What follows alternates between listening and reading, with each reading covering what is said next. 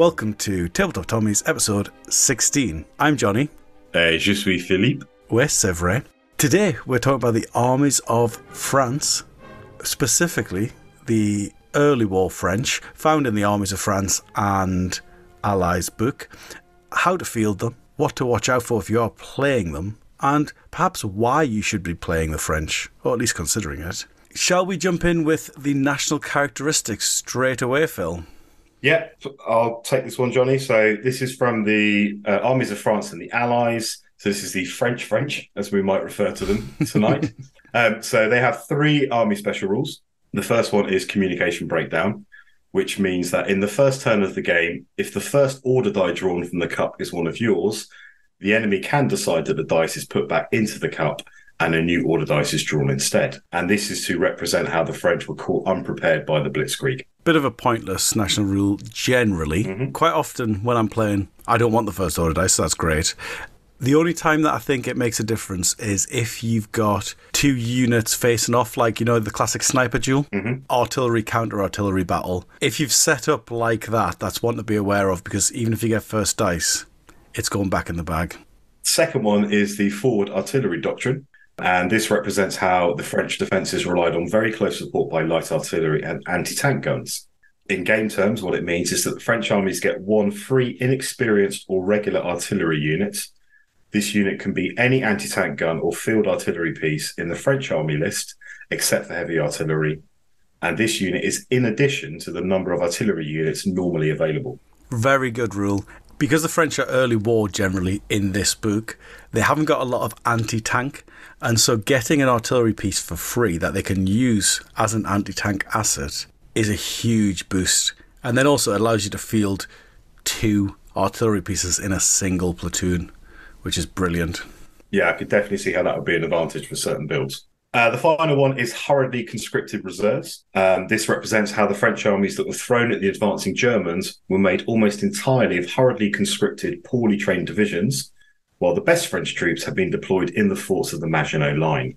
And in game terms, if the force includes 3 or more inexperienced infantry sections, it may include a free inexperienced infantry section, identical to the cheapest one already purchased. This free section is in addition to units chosen from whatever selector is used.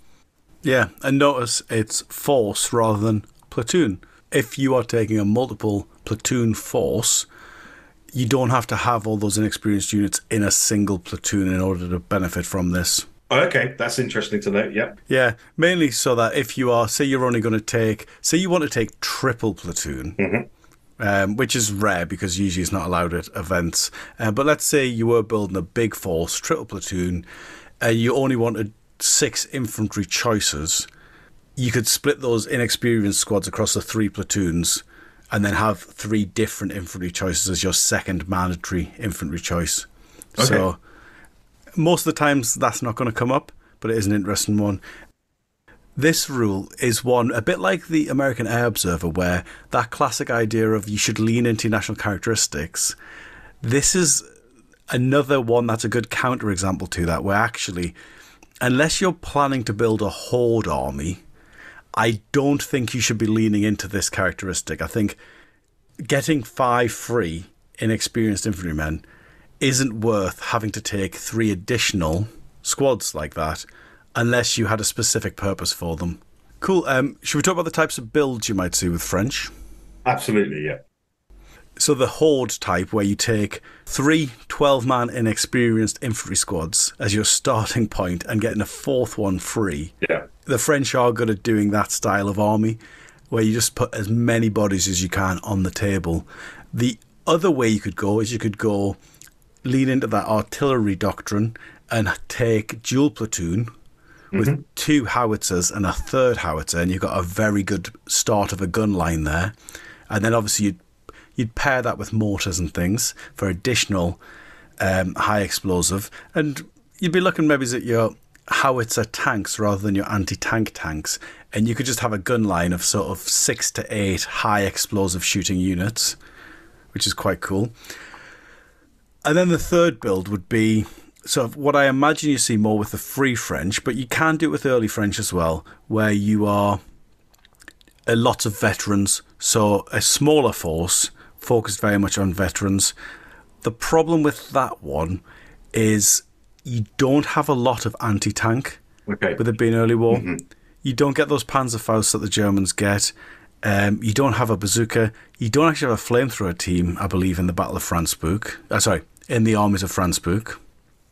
And so you don't have huge amounts of anti-tank. So if you go very veteran heavy, perhaps you do need to take a tank to counter your opponent's tank. But those are the three key builds, I would say. Your Horde army, your high explosive army, gun line, and your sort of elite force. And I guess, Johnny, the problem with that last option, if you're taking a French reinforced platoon early war, so you're basing it from the Armies of France and the Allies and also the Battle of France book, because you get additional units, you're not going to have armoured vehicles that are going to have, lots of medium or heavy anti-tank gun options on those vehicles. Yeah, that's a great point. There aren't a lot of heavy AT options in the book, which means you are having to rely sort of on tactics and strategies to sort of either mitigate your opponent's tank by sort of bogging it down with high explosive, or outflanking it to get an anti-tank rifle perhaps in the rear, or to get something with a light anti-tank gun like an armoured car into the side armour. If someone's brought something like, I don't know, Panzer IV, Panther, even, dare I say, a Tiger. Should we start looking through the units then, now that we've got sort of context of the three key builds you'd see? Yeah, definitely. And for my benefit, I haven't really played, I've never played early war French in terms of, taking control of them myself. I have played against them a couple of times, but I would definitely say that the units that are coming from Armies of France and the Allies and the Battle of France are ones that I'm not familiar with. Jumping into the units then, the HQ section is fairly standard. You can take all the ranks of officer at all the experience levels at the usual costs. You can take a medic, regular veteran. You can take an artillery observer or an air observer at the usual costs. Nothing of note there really, so I think probably best just to jump straight into infantry. Okay. The French infantry are a little bit interesting in the early war. So your regular dudes, you start with 5 men at the usual points of 10 points a man. They go up to 12 men, but you can only have 11 riflemen. Your 12th man is a man armed with a pistol for 7 points. Mm-hmm. Now, if you also take a light machine gun, he becomes the loader for the light machine gun, which is quite nice because it means you're not losing a rifle shot for that. And also you do get a point saving. He's only 7 points for the man with the pistol. So actually he's a bit of a no-brainer to take if you're going beyond the minimum requirement for the squad. And you're getting a tough fighter in close assault if you need it as well. Exactly. Mm-hmm. The other peculiar thing with this squad is you can't give them one SMG, but it has to go to the pistol armed soldier. And because he's 3 points cheaper, your SMG, if you want to add it, adds an extra 3 points, so it's a 6 points upgrade. Okay. So it's the usual cost, but it's just a bit of a peculiar one that you can't give that SMG to someone else, especially because that man with the pistol or SMG has to be the loader. Right, okay. Mm-hmm. And so if you are taking a light machine gun, you shouldn't really be taking a submachine gun because you're never going to get to use it. Yeah, got it. You can also take a VB launcher for 20 points. Mm-hmm. So if you're leaning into the high explosive build, the VB launcher is basically a light mortar, 1-inch template, 6 to 18-inch range, indirect fire. But the big perk of it is, because it's indirect, you can split fire and shoot the VB launcher at a different target to the rifles. Okay, so it's a bit like the Grenadier squads for the Japanese, where you can put the light mortar into that squad of riflemen. Slightly cheaper because it's not same distance. It's only 18 inches rather than 24, but the principle's the same, isn't it? Exactly, yeah. It's basically a knee mortar. Is the Japanese one 25 points, is it? I believe so. Interesting. Mm-hmm. And you're also limited to only one, whereas unlike, say, the Grenadier squad for the Japanese, where you can take up to 3. Yeah, exactly. And the French do have one of those coming up later. Okay. Spoilers. But to be honest, the regular infantry section, if you just want 5 regular men with rifles, it's fine. If you're starting to kit them out for specific roles, it's not a great option because it's so limited in its options, doesn't have any special rules. And so I don't think you're going to see it that often on the table. Mm-hmm. So the inexperienced infantry section has the same options as the regular one, but obviously it's cheaper, 7 points for a man, 4 points for the man with a pistol, which is very good. Now, these guys, same options. I would run these if you are leaning into the free unit rule.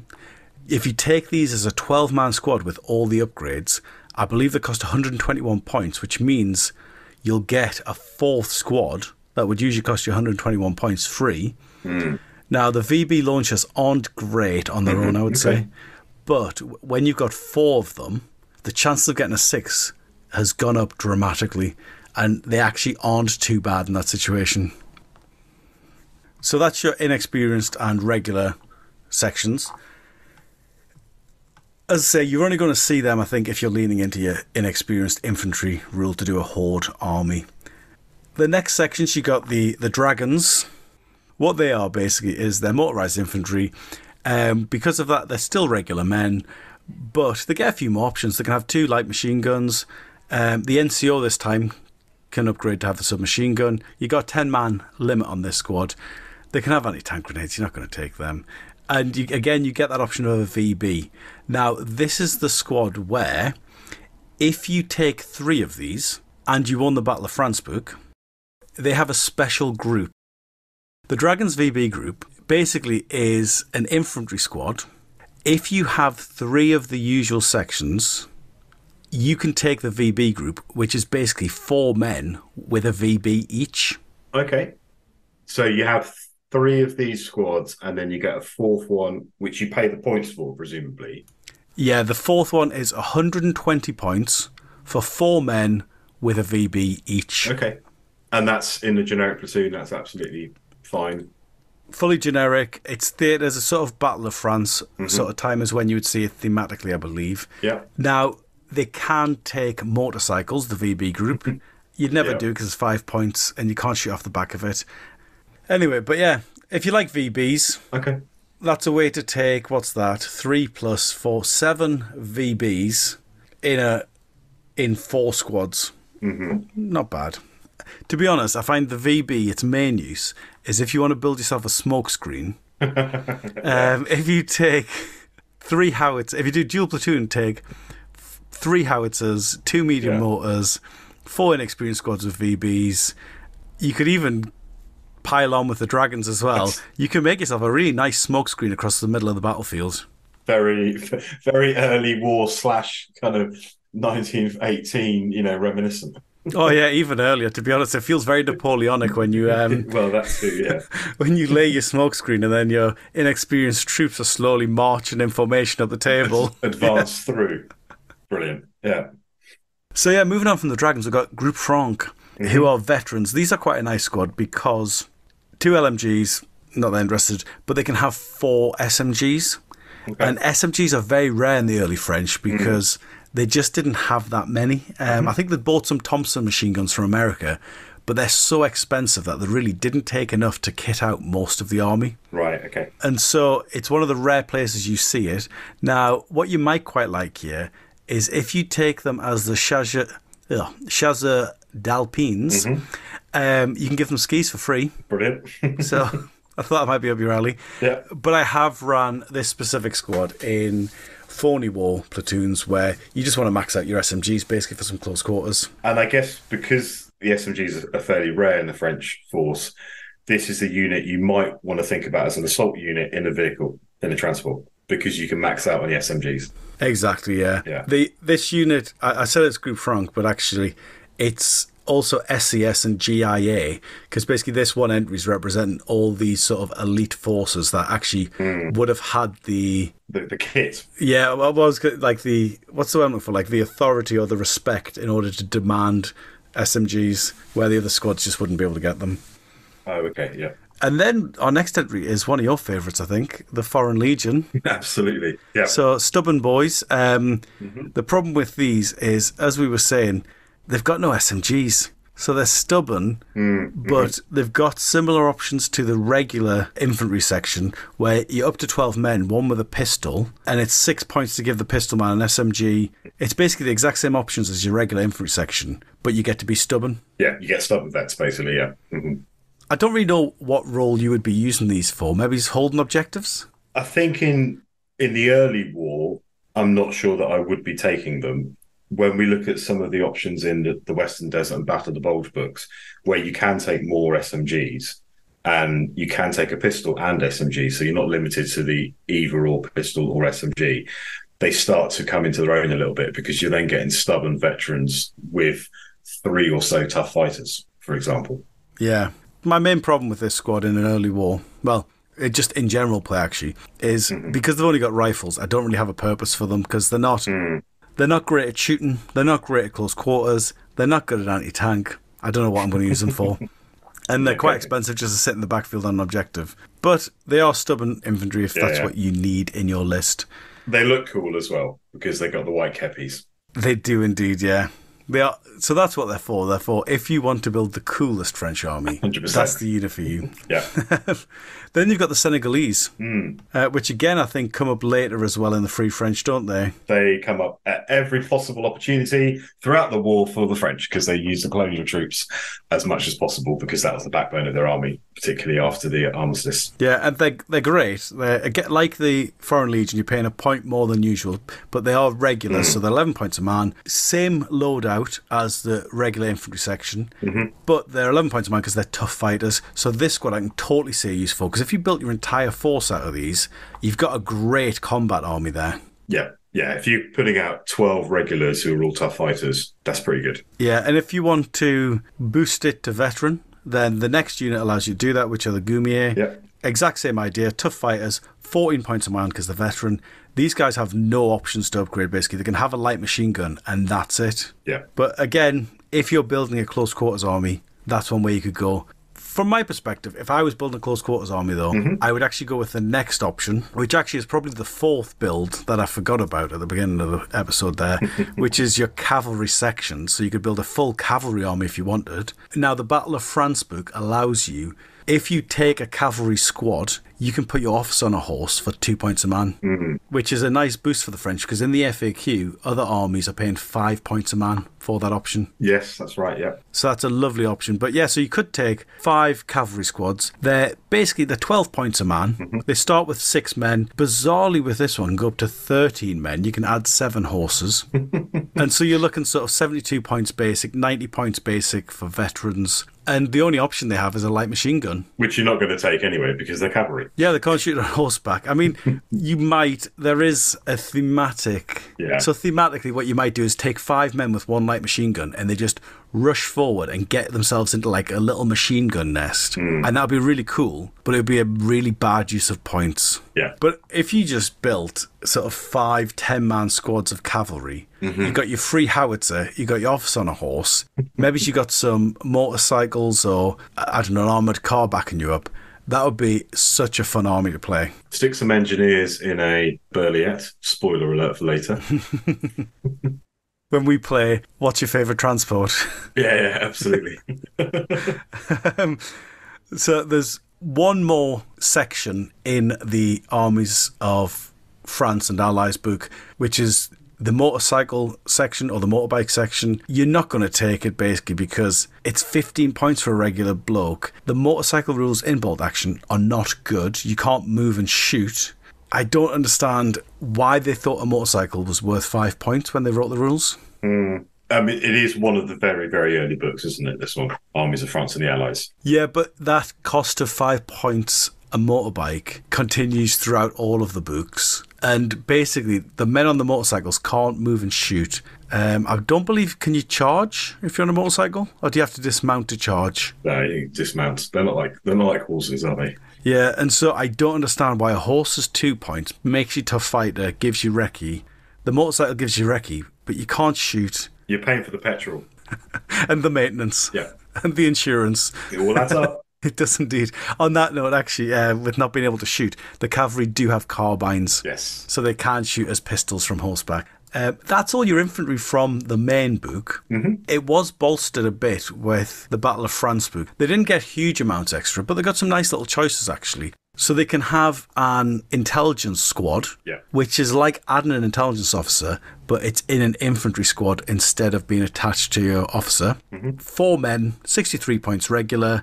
Officer as depicted, so you're going to give them an SMG, and the 3 men are riflemen. You can add up to 3 more men, so you can make it a 7-man section. So I think that's probably worth doing. You are paying 1 extra point per man for some reason for them, and 1 man can upgrade to a second SMG for 3 points. Now, obviously, the benefit of this squad is it is an intelligence officer, so once per game you get to roll to choose that first dice out of the bag. So I'd say this one isn't a universal squad, but if you can see a use case for that, where if you plan to outflank your cavalry and you know that the next turn you're going to want to get the charge off, you could maybe throw an intelligence squad in that just stands at the back of the table holding an objective for you. That one's interesting, I'd say, not an auto-include. The one that I'd say you're probably going to see in most French armies that got added in Battle of France is the engineer section. So it's same points as usual, inexperienced, regular, veteran. The squad overall do get a 3 points reduction because the NCO only has a pistol, so it's only 47 points for 5 regular men.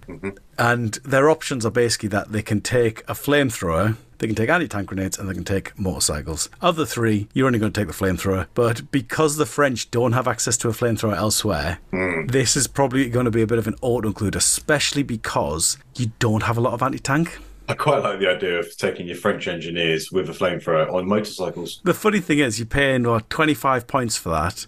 There's transport. I think the 5-man, when we get to it, we'll see there's a 5-man transport for 25 points, which is the same as your 5 motorcycles, but you also get an additional order dice. Yeah, but this is cool. These are my engineers on bikes with the flamethrower strapped to their back. That's pretty cool. Yeah, fair enough. Different strokes and all that. Different strokes, yeah. Bolt action is a broad church, as some people might say. Indeed. So, yeah, you're going to see these with most French armies, I think. But you are limited to 1 per platoon.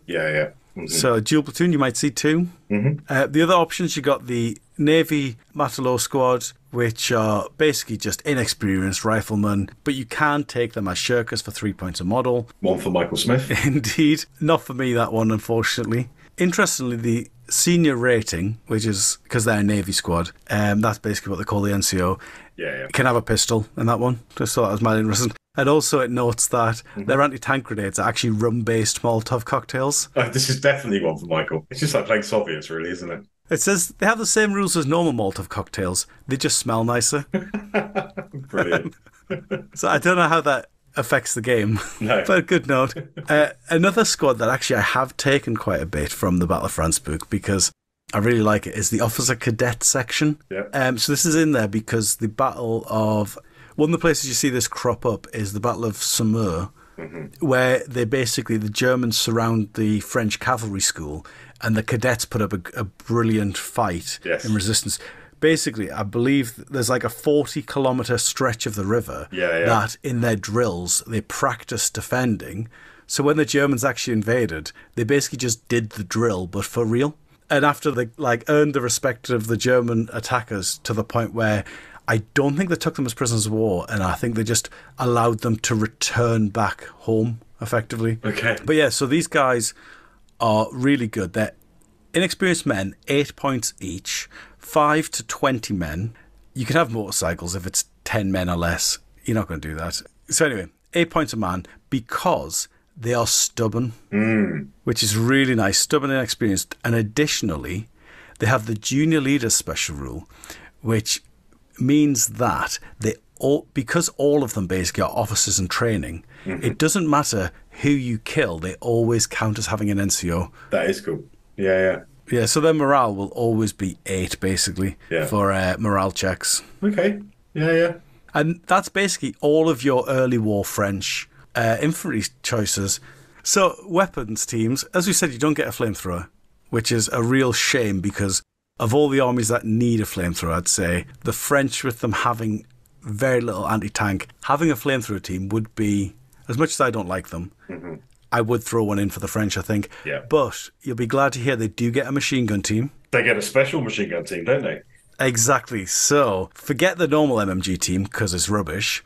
Those officer cadets also manned machine guns. So they've got a relic of the Great War, which is basically a medium machine gun from the First World War. And so to represent that in the rules, it counts as a light machine gun.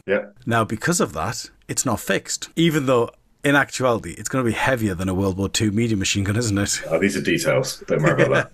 Details. It's inexperienced because they're officer cadets. They're not regular soldiers. They get to keep their stubborn. And because it's a light machine gun manned by inexperienced troops, it's only 28 points. And obviously it can move and fire because it's an LMG rather than a MMG.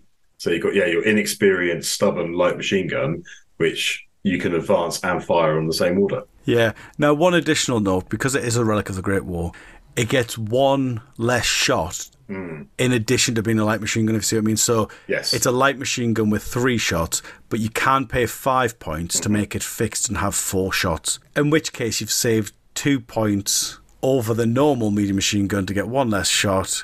Don't pay for the medium machine gun upgrade because it makes it fixed and then it stops being as good. Where other weapon teams of note for me are the anti-tank rifle team. It's a standard one. I'd usually take one with the French because they've got very little other anti-tank. Sniper team, it's the usual. Interestingly, the assistant has a pistol, but the sniper doesn't. Okay. Fun fact. And that's basically all of their weapons teams apart from the mortars. On the mortars, it's the usual light and medium with the usual options for veterancy and spotters. They do have 3 men in the light mortar. Is that the usual number of men in a light mortar? It depends on the nation. So the US light mortar is a 3-man team, whereas your British, for example, is a 2-man team. So it does depend on the nation and what their typical loadout was. Interesting. It's a bit of a double-edged sword, the 3 men, because you lose your small team, but obviously you gain a bit of survivability by having an extra wound. So, but yeah, just thought that was an interesting side note. The more interesting note is, unfortunately, they don't get a heavy mortar team, which when, like we said earlier, when you're lacking things like bazookas and Panzerfaust and flamethrowers, being able to use a heavy mortar to counter tanks would have been a real benefit for them. Yeah, definitely. Any thoughts on weapons teams before we move on to artillery? I mean, it's quite limited, as you'd expect, given that this is essentially an early war list. So it's interesting to see what people come up with when they're playing French in a generic platoon and how they are, going up against more heavily armoured vehicles. Yeah, I think it's that classic thing where you might be best just ignore it, isn't it? Yeah. So jumping into artillery, you've got your standard light, medium, heavy. You've got the anti-tank guns. You've got a light or medium anti-tank gun, and you do have a Hotchkiss 25mm anti-aircraft gun as well. Nothing to hugely note here, other than basically the ones you can take for free are the up to medium howitzer, up to medium anti-tank gun, or you could take an anti-aircraft gun. And so I think the conversation here is, which one do you take as your free choice? Medium artillery, medium howitzer. Yeah, that's the way I'm going as well. Is that because of its versatility in both roles, you're thinking? Yes, the fact that with your 3+3 penetration against a armour 9 vehicle, you are going to put pins on it, guaranteed, as long as it's regular. So you may not be blowing it up, but you're going to be slowing it down because you're going to put pins on it if you hit. Yeah, exactly. Well, even up to armour 10, if you're doing an indirect shot, so you're hitting the top armour, yes, you're going to be putting pins on there. So absolutely, that is exactly the one that I go for as well. And again, I'll tend to, with the French, because they haven't got much anti-tank, I'll tend to take 2 of them.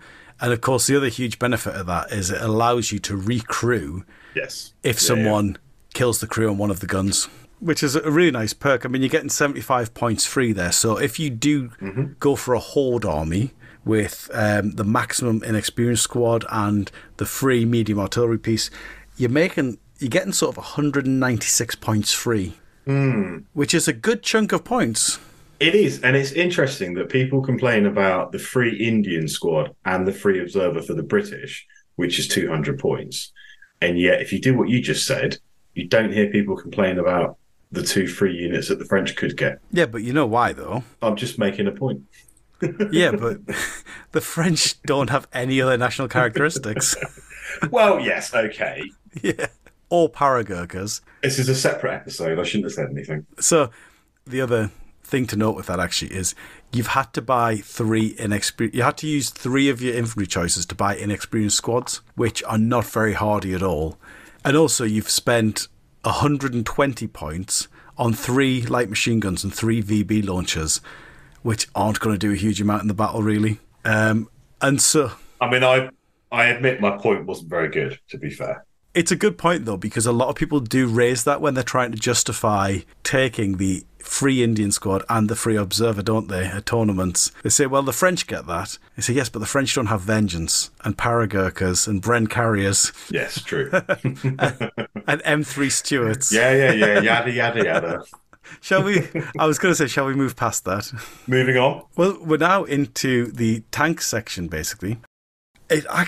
We could spend the same amount of time again, I think, because they actually have a surprising amount of variety in the tank section, even though they're all very similar, basically. There's probably sort of 2 or 3 different ideas, and then you've basically just got different varieties on that theme. So you've got your sort of French doctrine of trying to build the biggest and best tank in the world in the Char series.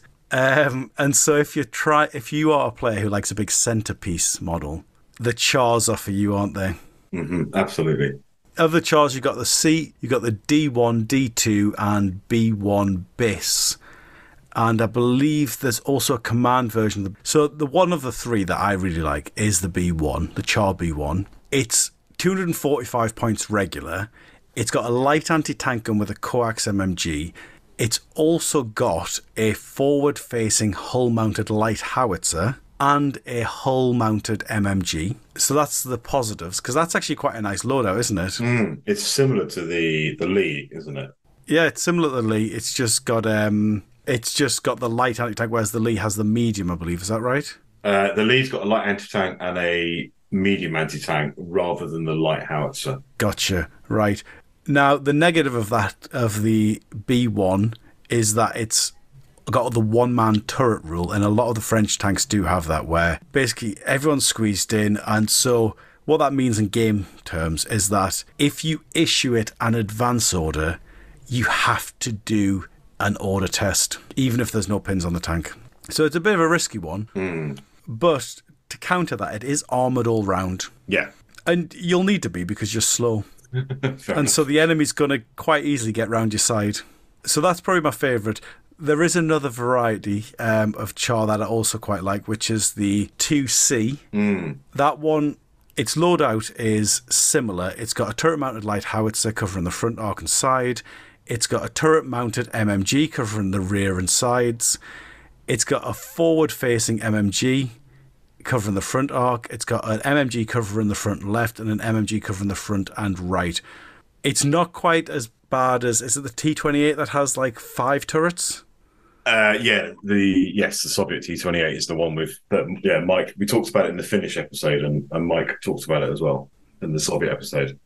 Yeah, I think that one's got 3. 2C just has... It's got a light howitzer in the front turret, then it's got a baby turret at the back with an MMG in it, basically. Now, what I do like is if you want to spend another 105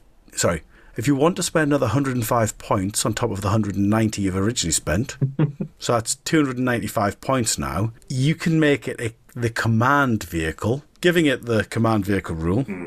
But in addition to just getting the command vehicle rule, it becomes Armour 10, which is going to make it pretty hardy. Okay. It is slow, though. Yeah. Like all these big French tanks where they decide to build the biggest thing in the world before sort of looking at where they were going to get the engines from. But then again, I suppose that was the doctrine, wasn't it? They were very much World War I doctrine, where the idea was the tanks are going to advance with the infantry to just help the infantry break through. Yeah, these are like the land ships, aren't they, of this First World War and the original tanks. Yeah. Yeah. So those are the Char's great centerpiece tanks. I'm just sort of imagining a French tank platoon where you've got a bunch of Char B1s and Cs and 2Cs. You're not going to go very far, because you're slow and one-man turret and all that sort of thing, but it would look really cool. Yeah, you can run, 12 inches a turn, so if you run for 4 turns, you can cross the table. And then if you take some cavalry as your infantry units, you're basically just bringing World War I to the table. in bolt action. Indeed. Yeah. To be fair, if you want to play very tactically, if you took 3 chars, put them in outflank, and then put your cavalry on the table, they could meet turn 3 in the middle, couldn't they? They could, yeah. Now, if you want more of a competitive tank, the French do have that as well. One of my favourite tanks is the Ft-17, so called because I believe that was the year it hit the battlefield, wasn't it, 1917? And so that one, it's basically a machine gun pillbox, effectively. It's got the one-man turret rule. It's not just slow, it is pitifully slow. And so not only is its movement reduced by 3 inches, so it can only go 6 inches on the advance, it can never make a double-speed run move. Wow, okay. And so it is pitifully slow. What you can do is you are still allowed to give it a run order. So you're not allowed to shoot and move 6 inches. And the reason for that is, say you're in reserve and you just want to bring it on. Right. You don't have to do an advance order. Okay. But to offset that, he's only 42 points at veteran. Yeah. Which is an absolute bargain. So this Armoured 7 tank is cheaper than a medium machine gun team. That is good, yeah. Put it in that context, yeah. Although you are taking up a tank slot, so 6 of one, half dozen of the other. You are, but I mean, there's not. I don't think you're missing out on too much unless you take a char. Most of the other options are basically light anti-tank guns, and you're paying sort of. So, for example, the Renault R35 3940, that one's 120 points, armor 8. A low velocity light anti-tank gun and 1 MMG. You can upgrade the low velocity one for 10 points to make it a normal light anti-tank gun. Basically, the low velocity one counts as Pen 3 for anyone who hasn't seen that before. Yeah, you're taking that one from the normal Pen modifier. Yeah, and so, as I said, most of them are light anti-tank guns, and most of them have sort of one-man turret or something similar. The Saumur, he's interesting because he's one-man turret. Yeah. He's light anti-tank gun coax, 135 points, but he counts as armor 9 on the front. This is the one I have. So if I ever take French in a reinforced platoon rather than a theatre list, this would be the one I would take because it fits in with my Western Desert French force. If I say that they're Vichy rather than Free French, yeah, there's a lot of conditionals and ifs and buts there. But yeah, yeah. Finally, before we leave the tank section, the French do actually have access to something that has recently become a favourite of mine, which is you take a soft skinned and you strap an anti-tank gun on the back. They have a lot of these, don't they? Yeah, so there's 3 in the Armies of France book, which are, you've got a Citroen version, a Lafley version. Actually, you've got 2 Lafley versions. So the Citroen and the Lafley S20 TL are basically trucks, so small trucks. So you're soft skinned, you get a light anti-tank gun, forward or rear facing, depending on which model you take, basically. But they're only 70 points, which is pretty good. And actually, if you are worried about your anti-tank, your lack of anti-tank, there is the Lafley W15. For an extra 15 points, you can upgrade that light to a medium anti-tank gun. Okay, and these are forward facing, rear facing. They depend, don't they? So the Citroen and the S20, they're both forward facing, but you can. It says for the Lafley S20, one forward or rear facing, like any tank gun. And so I think it's basically as modelled with that one. Yeah, okay. The W15 is unfortunately rear facing. Yeah. But because it's wheeled, it's got 2 turns, you can quite easily sort of... handbrake turn it.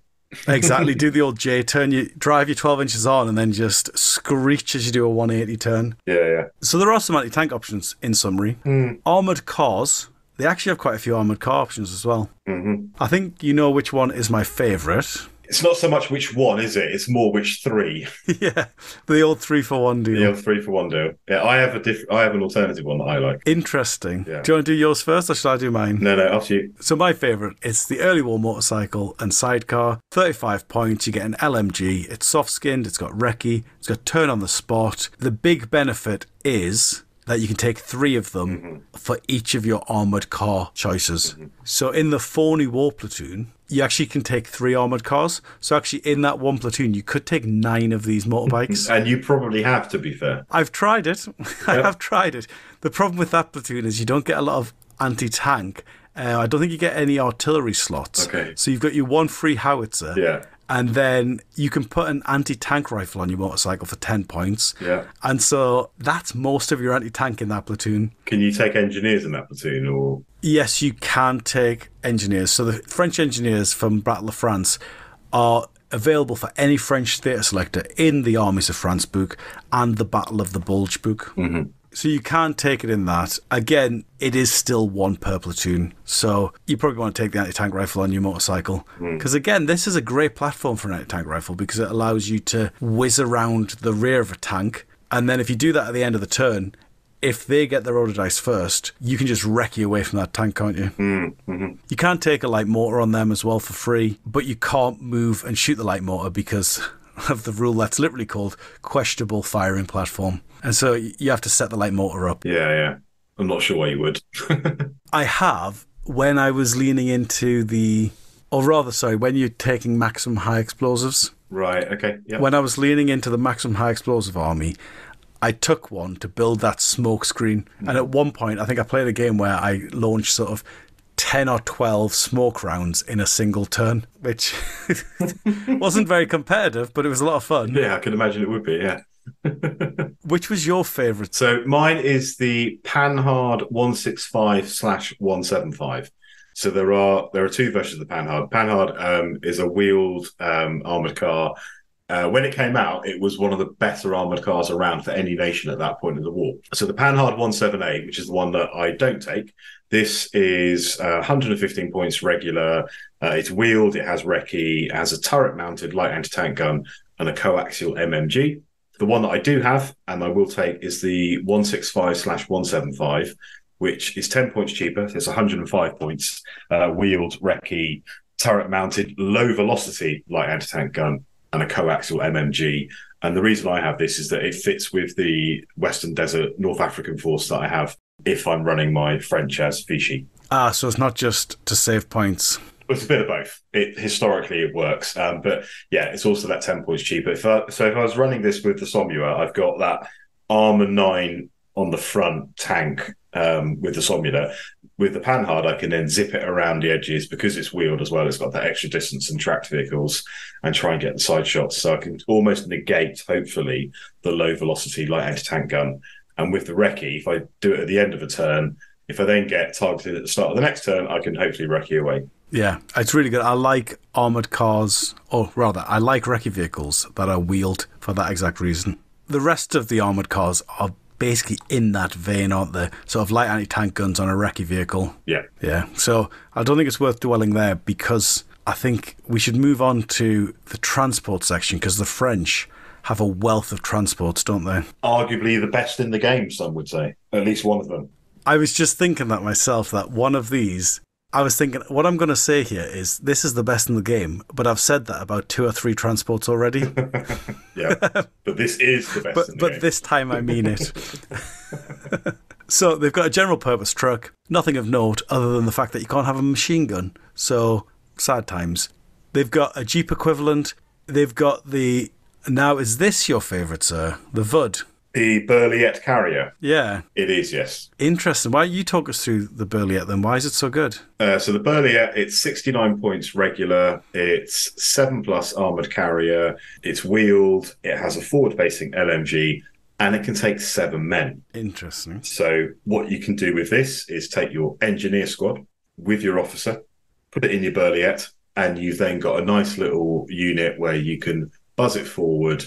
The fact that it's 7 men, you get that option of sticking in the HQ section, as opposed to, say, if you were taking an engineer with your Brits and you put them in the Bren carrier, and it isn't open top. So for all of those reasons is why I like it. Interesting. Yeah, I think it's a great choice. I like that. It's a bit like an Indian pattern armoured carrier, isn't it? Without the armour top and 2 extra seats. Yeah. So it's interesting. It's 9 points more than an Indian carrier. It gets 2 additional seats and loses open-topped. Interesting. That's a bargain. It's a bargain for 9 points. It is. I mean, I don't like to spend 70 points on transport, so it's not one for me, but I can certainly see the benefits of it. And actually, the next one, the Lafley S20, in the transport capacity now rather than as an anti-tank platform, if you take that one for 4 points less than the Burliette, so it's 65 points. Can carry 10 men, but the big thing with this one is it's got 2 medium machine guns. I've just seen that. Yeah, that is good. So if you do your plan there of putting the officer and the engineers in your transport, the officer can then hang about in this transport shooting the second machine gun, and it's like you've got a little double machine gun armoured car. I have played with this one. I'm not sure on it, to be honest. It's because it is still soft-skinned, and so it's very easy to lose. And if you do leave your officer in there and then you lose it to rifle fire, you're probably going to lose your officer as well, aren't you? Yeah, you are, yeah. So I think I'm back on the Burliette bus. Or the Burliette carrier, not so much a bus. Yeah. Only got 7 seats. It's quite a nice model as well, the Burliette, isn't it? It is, yeah. It is a nice model, yeah. If you want basically the similar idea as the Burliette, you can take the Lorraine 38, 12-man capacity, 7+, not open-topped. It's a 74 points basic. If you want to add the machine gun, it's an extra 15 points, so it's going to be a 99-point transport. But actually, if you compare that to a 250/1 from the German half-track family, it's actually a pretty good deal, I would say, because it's wheeled, isn't it? Yeah, you're getting up to sort of the M3, M5 half-track, aren't you, for the US, for example, or the Soviets. But that's open-top. So, yeah, that's actually quite good as well. Yeah, how many points is a M3 half-track? 99 points as an M3 half-track. Yeah, so the Lorraine, interestingly, is the same points as an M3 half-track. It's got the same transport capacity. Yeah. It's got the same weapons loadout, but it's not open-topped. Yeah, the half-track has an HMG, doesn't it, rather than an MMG, but it's got a machine gun. I'd rather have the Lorraine every time, I think. Interesting, because also it can move an extra 3 or 6 inches on the advance and run. Yeah. The Citroën Kegress half-track, it's similar idea to the Burliette, but you pay a surplus 65 points regular for a half-track that's closed, 80 points with the machine gun, and it's only carrying 5 men. That doesn't make any sense. It's the reason why is they always add extra points on for half-tracks because they can cover rough ground. Okay, yeah. It's the reason that all the German half-tracks are basically not playable in competitive settings because, again, like I was saying, I don't understand why they thought motorcycles were worth so many points. When they designed the game originally, they obviously thought that rough ground would be a much bigger thing than it turned out to be. Okay. But, que sera. Now, the next one is, I think, the best transport in the game. Is this actually official? This is now the best transport in the game? This is, I'd say, the problem with it is it's in the French army, and so you're not going to use them en masse because you don't have a lot of things you want to move en masse. But if I could take this for my Americans, I would take this one over Dodge Carriers every time. So what is it? It's the Lafley S15 or V15. What they are is they're 5-men transports, 25 points, add a Pintle MMG for 15 points. So it's 40 points to transport 5 men with a machine gun. That's a bargain. That is a bargain. That is good. I take it. Yeah, I'll give you that. Yeah, exactly. And this is why. Because basically this is what I'm trying to do with my Dodge Carriers with my US. I'm taking the cheapest transport with a machine gun. This one's 6 points cheaper than the Dodge Carrier. And so it's very rare that I use the additional seats in the Dodge as well. Occasionally I'll throw an officer in there, but usually it's just carrying 5 engineers. And so if I had access to this, I would take it. You then got the tools, which are you can take a heavy tractor, not that interesting. You can take the Renault UE, which is basically a 50 points Armored 7 artillery tractor, and you can add a forward-facing MMG for 10 points. It's actually not a bad little armoured car if you want to use it in that capacity. Yeah, okay. I much prefer it, though, after the Germans captured it and strapped rockets to the back. Yeah. Then it became really useful at that point. You can also take the Lorraine 37, which is basically the exact same thing. Not as cool a model, though, I would say, the Lorraine. And then finally, Samua also made a tractor, and that one's just 55 points, Armoured 7, no weapons options available. But that one can drag bigger guns. That's one thing to know, actually. The Renault and the Lorraine can only do light artillery, and the heavy tractor, the Lafley one, 15 point soft-skinned, or the Samua can drag any howitzer. I suppose that's not as important since they FAQ'd that you don't have to that you can push heavy artillery pieces on, but... Useful if you do want to have the option of deploying further forward than 6 inches. Yeah, indeed. Brilliant. There's actually only, interestingly, in the Armies of France, there's only 3 theatre selectors, which is the Phoney War, which is up to 1940, the Battle of France, 1940, and the Defence of the Vichy in 40 to 42. If you want alternative theatre selectors, there are some in the Battle of France book. None of them have come up when people are complaining about theatre selectors that are unbalanced, and so I think they're all pretty balanced. Or just not very good at all. Oh, not very good. I mean, the Phoney War one, what's interesting with that is you can have 3 armoured cars, which is great. You can't have any tanks, and you can only take Group Frank squads or SES squads, and so it's very limiting, but 3 Panhards is really cool. Yeah, or 9 bikes. Yeah. Or 9 bikes, even cooler. Because 9's more than 3. Yeah, very good. Maths with Jonny. Well, that's probably enough French for one evening. So thanks everyone who's been listening, commenting. It's fantastic to hear from our listeners, both directly and also on the Facebook page. Please continue to like, share and subscribe.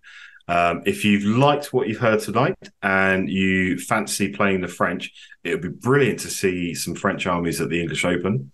So if you're interested in that 2-day event coming up in October, if you go over to our website, you'll be able to see a link there to tickets for that. Thank you for listening. Au revoir. Au revoir. Alors, enfants de la patrie, le jour de gloire est arrivé.